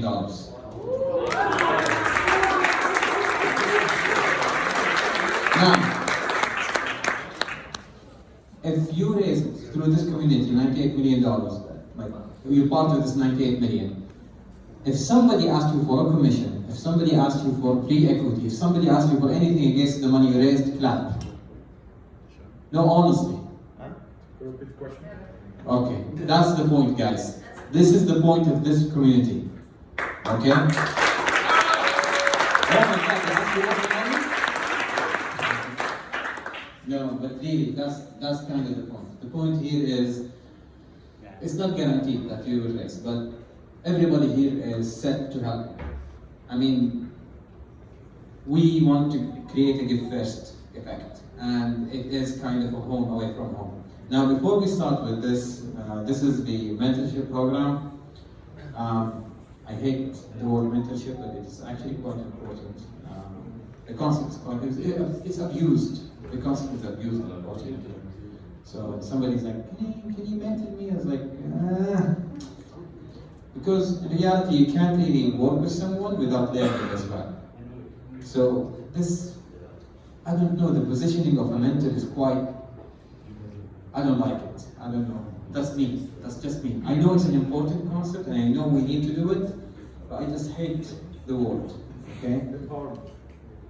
Huh? Empowerment. Okay, just empowerment program. Yeah, like, I don't know what to call it, but like, the mentor, protege paradigm is not really what happens when you mentor someone in a startup. But before we start with the next pitch, I'm gonna hold this gentleman here who just came for the first time. I don't know him, honestly, but he has a Standard Chartered, he's got money. Catch him. What's your name? Asad Khan. Yeah, thank you. So, you asked this gentleman, this is he the one on WhatsApp. Okay, so, in 1 minute, introduce yourself to everyone. Yeah, my name is Asad Khan and thank you so much for having me here. It's a fantastic community. I'm a wealth manager by profession. I work for Standard Chartered Bank. So I don't have money, but I manage wealth of others. Yeah. But all the wealthy people out there, maybe we can work together. But it's a fantastic place. I mean, the experience that I'm getting for the first time is amazing. I mean, all the younger generation who's working hard to bring in their new ideas and concepts, and it's a fantastic thing. We as a banker, we work in closed community and outside there seeing so much talent. It's amazing. Thank you so much. You all doing a great job. Okay, laptop. Laptop, come on. Okay, stopped working. So, on the next pitch is something that is about a marketplace over Telegram. Okay, it's working. No, okay. Not yet. Not. Okay, here we go. You got 15 seconds. Let's go. Hello guys, ladies and gentlemen. It's my first pitch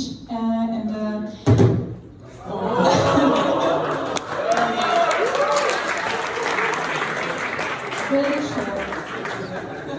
If you will invest, stand up now.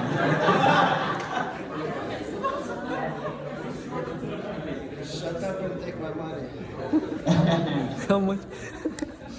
Okay, it's back. It's alive now. Good. Okay. Name my project TGIF Market, the first marketplace of Messenger Telegram. Who knows what is Telegram Messenger? Ooh, so good. Okay. Every month, every year, you download many apps to your telephone, and this year, Pavel Durov create new feature. Yeah, it's Telegram Store. Telegram Store is future because we don't want to download application in your phone. All application if one messenger Telegram, and we create first marketplace is this Telegram. Next. Okay. My name is Tia. I'm speaker and co-founder. Next. TGIF Market. 800 million people use Telegram today. They buy something every day, every day, but sell nothing. Next year. TGIF Market is first marketplace in Telegram. And how many marketplaces do you know? Google, eBay, Amazon, very many marketplaces now we have. Next. In new seller on marketplace for new sellers was very expensive, difficult, or long. Okay. If you have a long English teacher, if you cannot sell your service quickly, and probably those, for example, Amazon. What have we done to make it easy and profitable for everyone to sell something?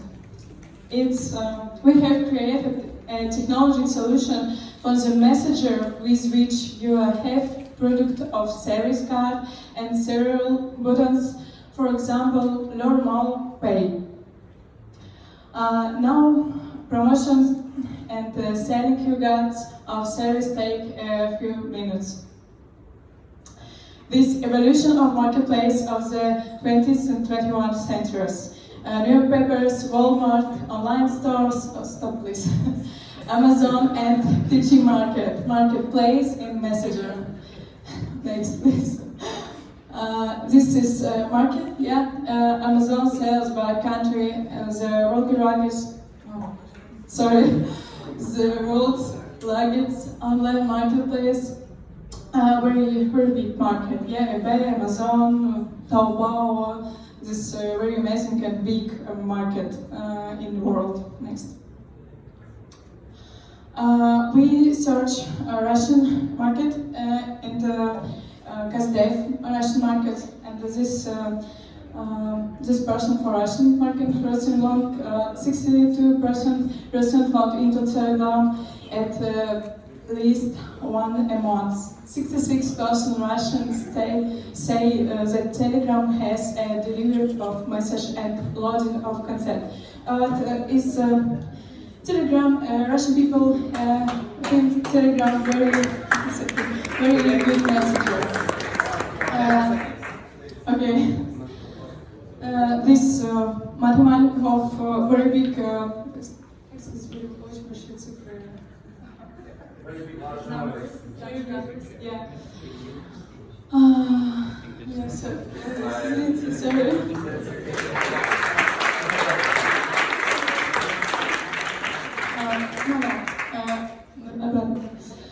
We have a very good mathematics for 2 years. We say this project is a unicorn because very grow up, very speed grow up, yet very fast grow up, because this marketplace is new technologies, is vintage, and Telegram, and everyone, people who wanna buy or sell, you can do it in Telegram marketplace. Okay. This. Next. This project for Russian language. Next. Yeah. And next. This team of Israel expensive and vintage. Mikhail Popov, Alexander Popov, his brothers, and Pavel Savchenko.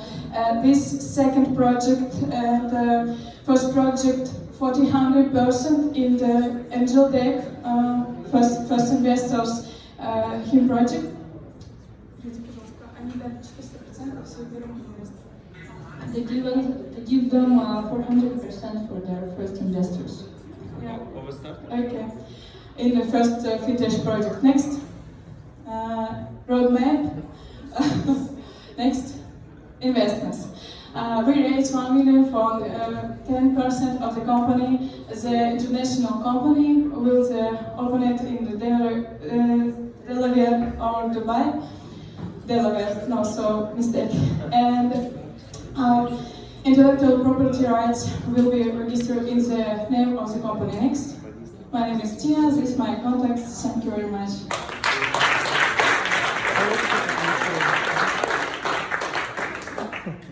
See, it's a great idea, but it's not new, huh? It does exist on WhatsApp, and you can actually... Okay. Okay, yes. Okay, you want to ask a question, right? No, actually I just want to tell her something. So we can enable you very quickly. So what we can do is we can enable you not to sell only on Dolgikh, but additional 19 other channels. So let's have a talk.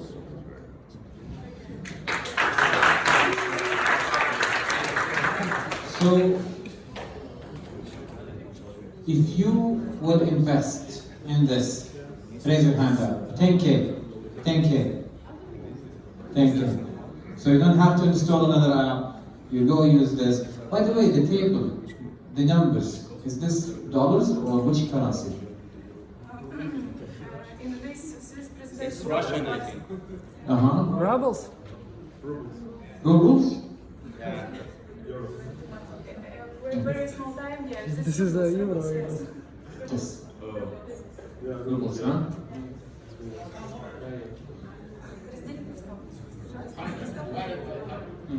Yeah, block. Not a yes.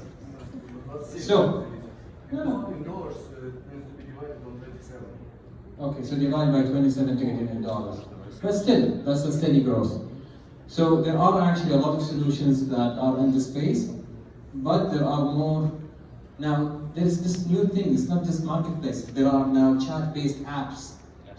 So the other day, I attended a charity auction, and the whole auction was on a WhatsApp bot. It was amazing. I didn't have to install an app, nothing. So chat-based solutions are actually quite nice. It's better than your, in-post delivery, because that's a target, it doesn't work. But I don't know if you got your Emirates ID, that bot speaking to you.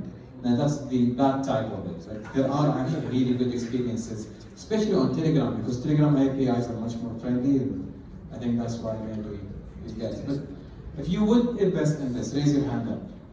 Invest. They need $1 million. This is 50, 60. Okay. if you wouldn't invest and have a very clear reason, other than, I don't know, you don't understand the industry or something, if you have a clear reason for not investing, stand up. You don't want to invest. You have a reason. Why? Okay, just come out here, please. Anybody else? Anybody else? Okay. It's fine. Say English and Arabic, both. Actually, the things are simple. The market is simple. Yeah, you're speaking about very simple subject. The marketplace in Telegram, in China. What I can see here, these numbers needs to be calculated not for the global market, because we've seen a competitive table. You're competing with Tmall, with the With WhatsApp at least. with a huge players, but it is not your market. You can't take the parts from them. Your market is inside of the messengers. So yeah, probably this is my personal opinion. Yeah. By the way, the revenue model, we didn't see any numbers. How it is collected, how much average per check per user, how much they bring to you, how many purchases they will do per year, and so on. So it was not enough. Yeah, just for my opinion, less information about the idea, because idea is simple, more about the numbers, and it will sell.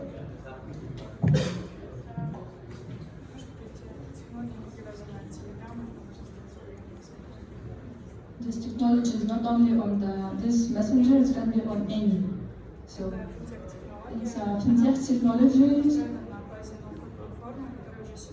So it's like a platform, and it's already not called platform, and it's working for 7 years, and it can be on any other application, or it's our second startup.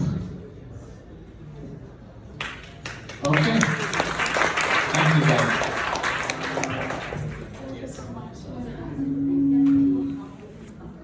So, last presentation demo, not pitch, demo. So, we'll see Mark here. Are you part of Mark's team? No. Yeah. Okay, come on. Come on. She's our yoga instructor, but she's not actually yoga instructor. She's an avatar. We use her avatar as yoga instructor, but she's not actually yoga instructor. This is what they call Namuna. Come on, so we prepare that talk to you. Oh, she's embarrassed now. Come on. So,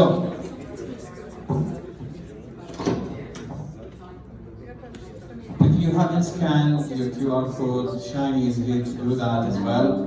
If you want to register for the demo day, Shiny is here to do that as well. Where's Shiny? That's Shiny. And Shiny, Queenie, sorry.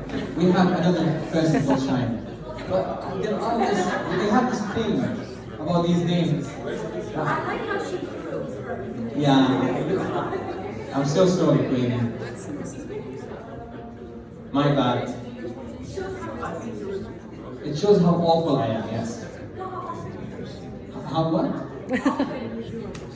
Yeah, how awful I am. Listen, I've been told that for so many people. Must be true. So,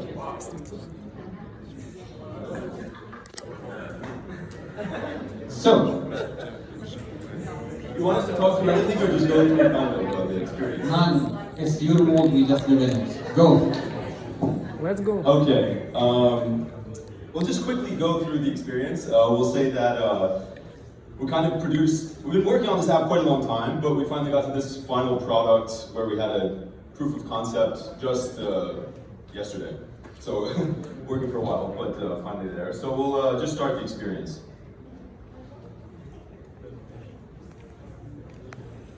This is Dalia. Welcome to Asana.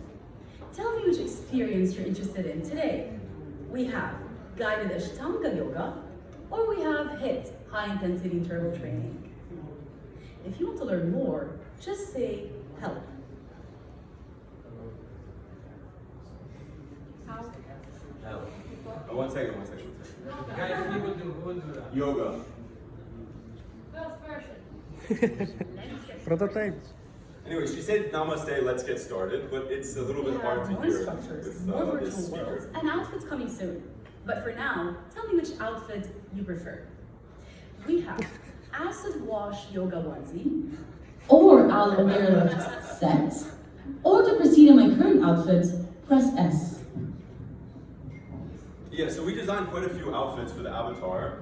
One is in partnership with Aloe Yoga, so we're pitching it to Aloe later next week. But we have our own designs as well. So the benefit of having like this hyper-realistic avatar and super high fidelity is we can very accurately capture both humans and recreate them, and also clothing and movements. So we wanted to focus on advanced kind of instruction-led movements. So yoga, high-intensity interval training, dance, things like this.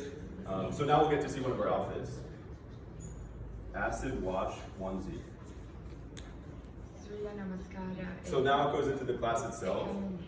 Do I exhale, reach the ground? And another benefit we have Inhale, look up. is being able to pause and navigate around in different ways so we can go back to class. Shatwari, jump back. Yeah, so Pansha, inhale, open your chest. another benefit of having the avatar as the instructor is any movements or instructions that you give back to the app, whether you're pausing or you need to go to the other posture, they're all saved within the application. So our main competitors at this point are on-demand video platforms. And they don't take any information from users when you're interacting with them. So not only do we have the ability to take information from users, but we can easily change the voice of the avatar. We can change the avatar itself. Even we're seeing this on Dahlia's avatar. She's not a yogi. We recorded a famous yoga instructor with a motion capture system, and later we paired it to the avatar we made of Dahlia. So in this case, we can record yoga or Muay Thai or dance from the most famous instructors, and you can pair them on an influencer. So if you're a Saudi influencer, let's say you have 5 million followers, and you do some fitness stuff but you're not an expert, you can easily record a Muay Thai specialist in Thailand, pair his animation onto the avatar, and it will be this, influencer teaching it.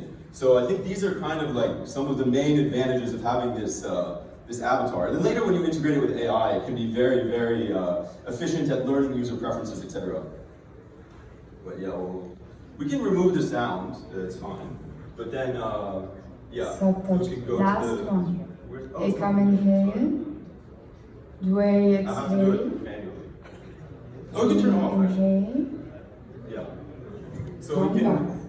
It's off, Pansha, inhale, look up. Where's it coming from? Artificial intelligence. Is it connected here? Yeah. Ah, okay. They tried to kill us. Need the 5 counts. Anyways. Padan We can show going to other it's technical. from here. We can exit the experience. I don't mean to be sexist, but even in real life, I have a very big problem making women stop talking to. Okay. So we'll just go back and we'll run through it. I'll hide behind a marquee. Or maybe we'll go into it. I don't know, I think the yoga's better. And we'll change the outfit to something else. Oh, but I won't hear what you're saying. Yeah. Yeah, but I turn it off, I can't do it. I think it'll work here. Okay. Interval training. Nice choice. Hope you're ready to sweat.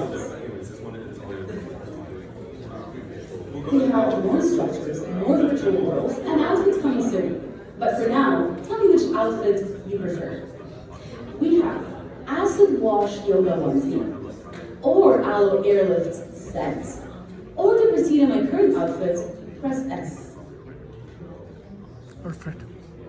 Outfit. Заключим настроение интернет. Also, show zooming in and zooming out, see how realistic it is with the left view. We also have voice activated commands from here as well. You can show jumping between different postures. Anyways, I think people get the main idea of how the app works. So, let's Yeah, I think you get a main idea of how the app works. I It's can just going watch and through be happy.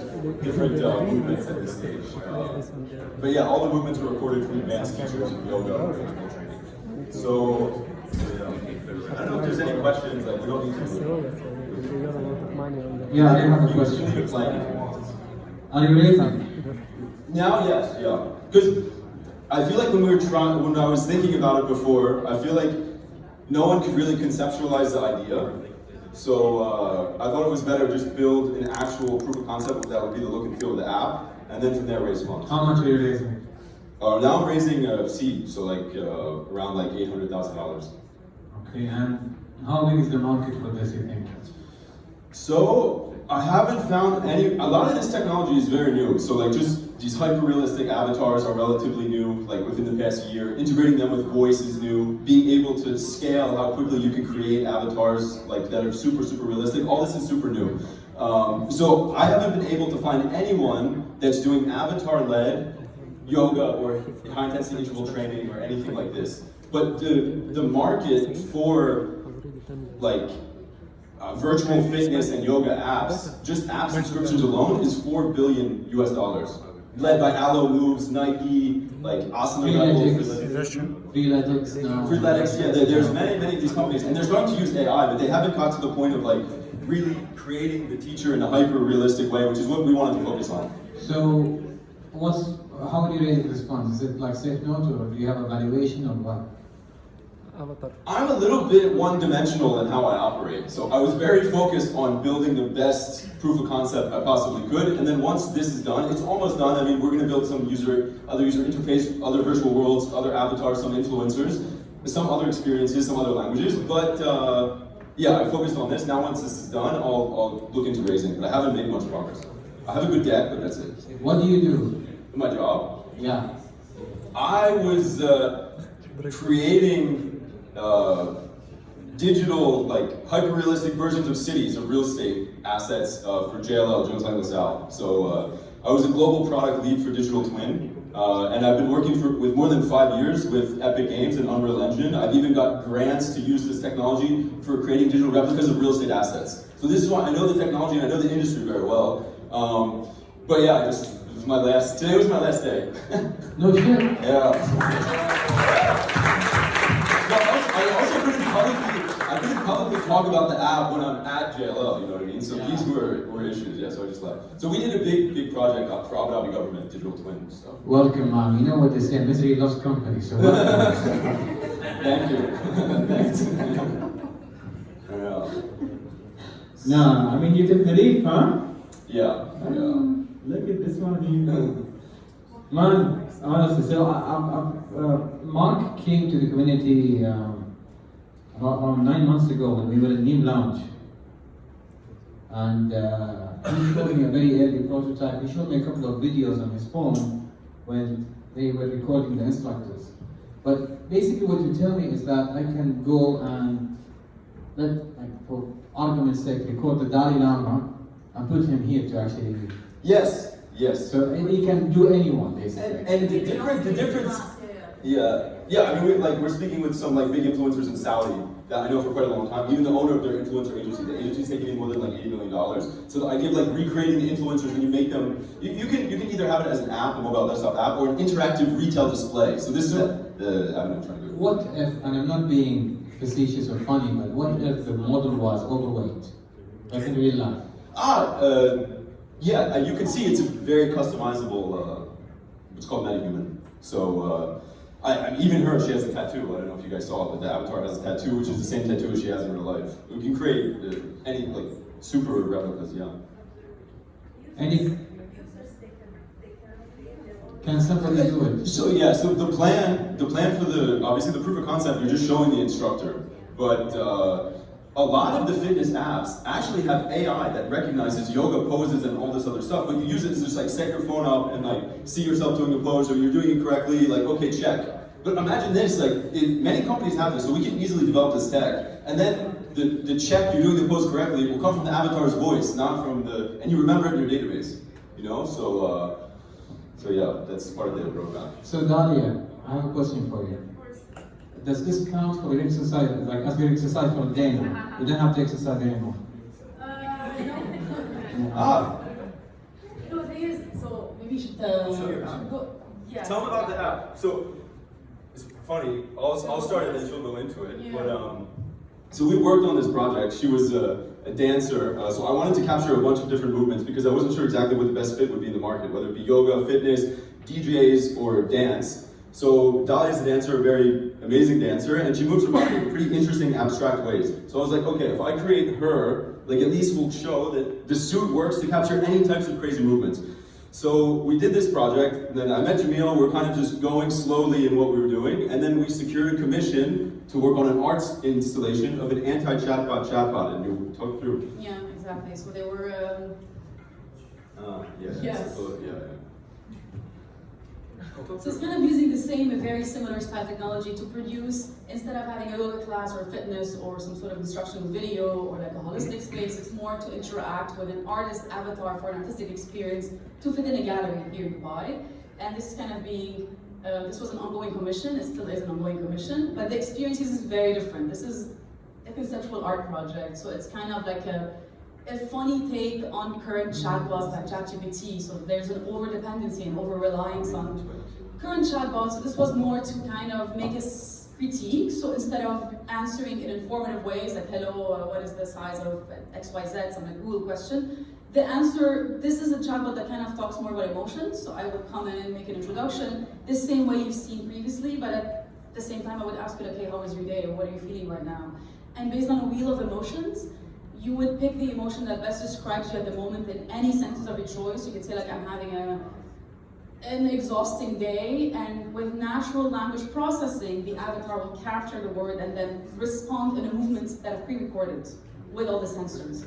And the movements are very particular, they're very intricate, they're kind of weird, so it's kind of a more emotion-based chatbot. This was, like an artistic experience.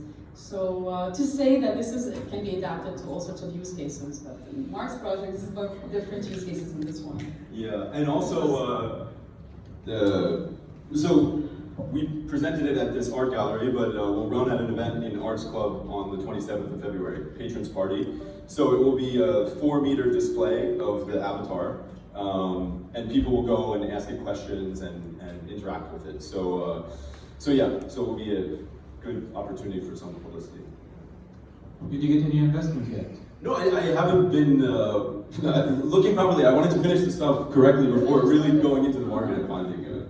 You said Arts Club, so I was asking. Oh no! I don't know. They just picked it because they like it from an artistic perspective. So this is the app that exists within a screen in an art installation that has materials and like textures and whatever. But this is the app that is on the screen of the art installation. So just scroll down. Guys, anybody has questions for them? Come out. Come on. Not out of the room, I meant you.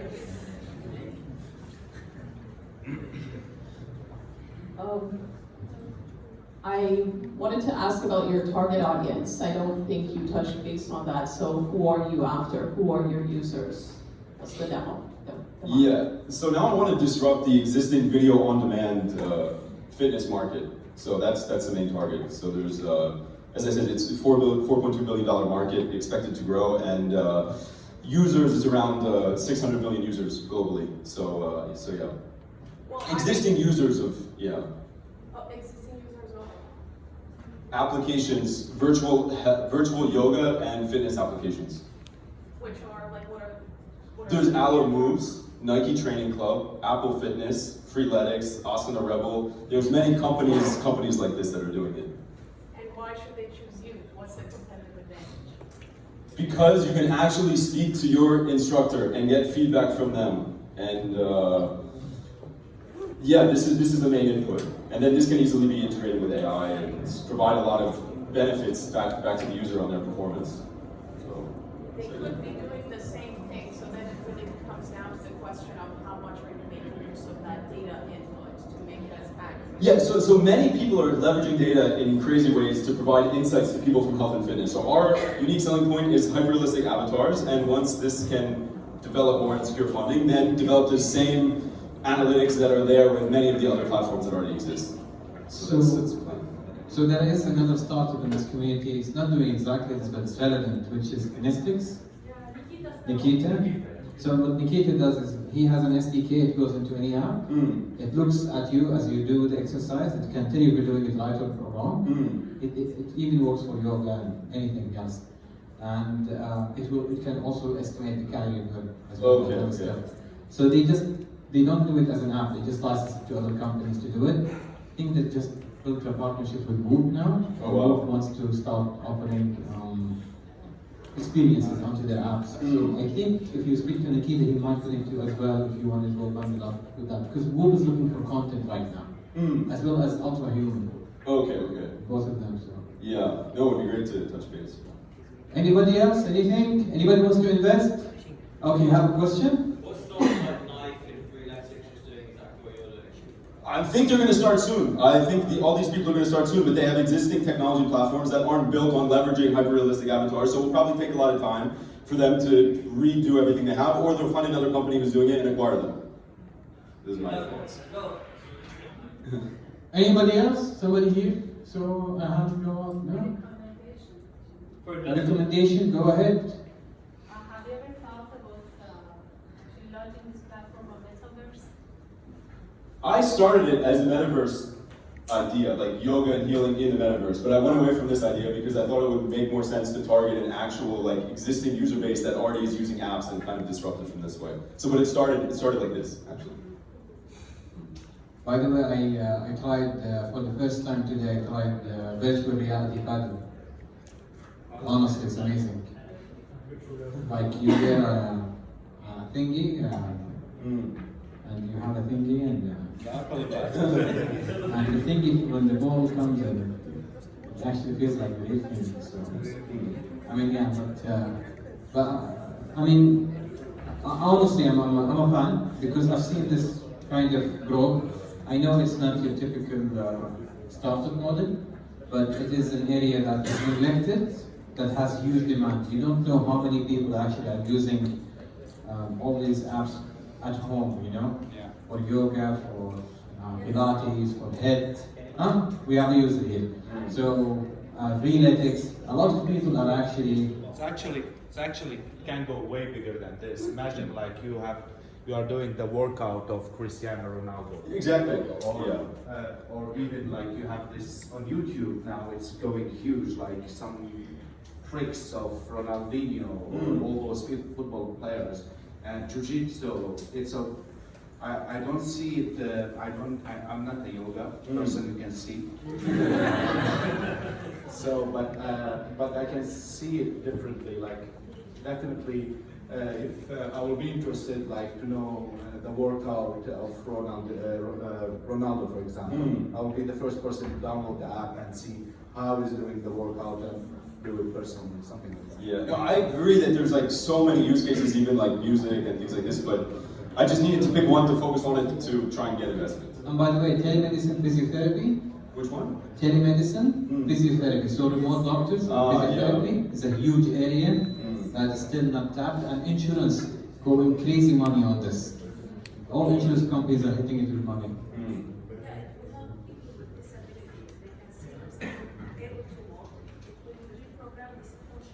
Yeah. So, guys, if you can support Mark in any way with connections or investment, please do reach out to him. Thank you for showing us a sneak peek of this.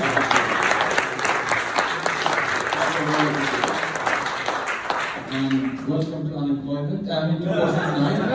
And very quickly, guys, we are looking for 10 losers. Okay? Really, we are looking for 10 losers. Okay? So 10 people who suck, who actually failed a lot. And there's a podcast during STEP, it will be recorded in STEP. I'm just looking for 10 losers. If you are one of them, just go on the group, find me, any of the groups or the community groups, just text me losers. That's it. So I'm a loser as well, so don't worry. Speaking about losers, we have somebody who just graduated from college. Congratulations. You. I'm putting you on the spot. What did you graduate in? Law. We have a lawyer. Welcome to unemployment. Congratulations.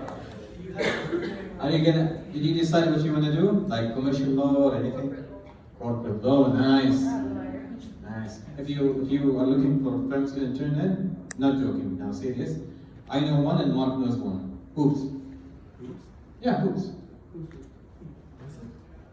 I don't know, it's the only common friend that we have, no?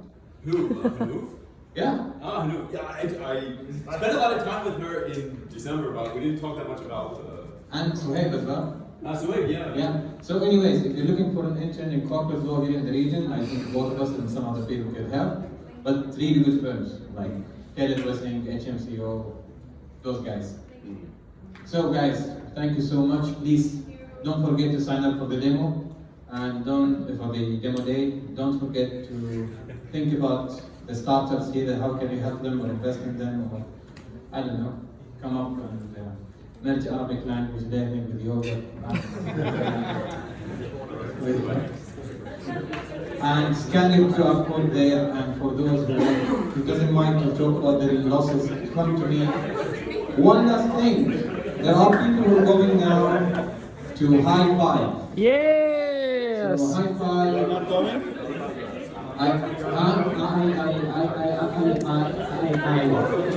We're going now to High Five to have a beer. Some of us who don't drink will not have a beer. I don't know. Anyways, we're going to go there now. It's rooftop in Holiday next door. Thank you, everyone.